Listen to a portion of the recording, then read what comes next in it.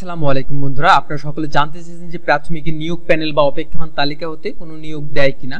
তো এই বিষয় নিয়ে মূলত আজকের ভিডিওটা। যদি এই নিয়োগ প্যানেল নিয়োগ বা অপেক্ষমান তালিকা আছে না এই জিনিসটা জানতে চান তাহলে কিন্তু সম্পূর্ণ ভিডিওটা আপনাকে দেখতে হবে।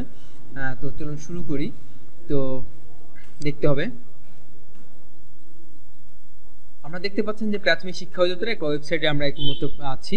তো এখানে দেখতে পাচ্ছেন যে আমাদের কিন্তু অলরেডি প্রথম ধাপ পরীক্ষার ফলাফল দিয়েছে, চূড়ান্ত ফলাফল, এবং দ্বিতীয় ধাপের চূড়ান্ত ফলাফল দিয়েছে আজকে 25শে জুন 2024 তারিখে।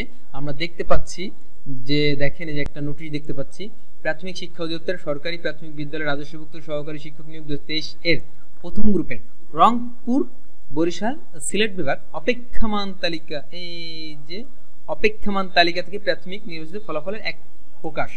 আচ্ছা, দেখি কতজন নিয়েছে অপেক্ষমান তালিকা থেকে। তার মানে অপেক্ষা তালিকামান থেকে কিছু লোক নেয়, কিন্তু সেই সংখ্যাটা কত সেটা আমি দেখো। এই যে আমি এটা অন করলে দেখতে পারবেন। আমি লিঙ্কটা অবশ্যই আপনাদের ডেসক্রিপশন বক্সে দিয়ে দেবো, প্রয়োজন আপনাদের লিঙ্কটা দেখতে পারেন।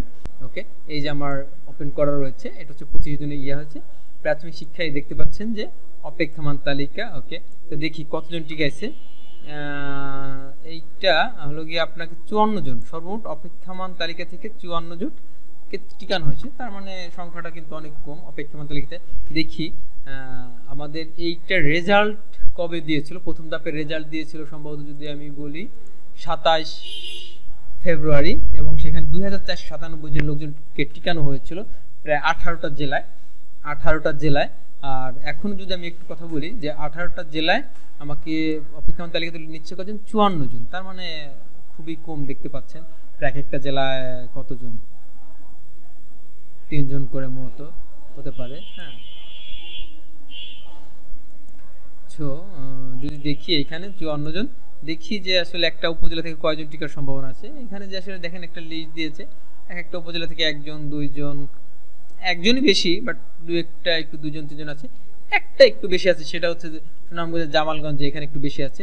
তার মানে আমরা বলতে পারি যে দ্বিতীয় ধাপে যেহেতু রেজাল্ট পাবলিশ হয়েছে, তার মানে এটাও কিন্তু একটা অপেক্ষমান তালিকা থেকে কিছু লোক নেওয়ার সম্ভাবনা আছে।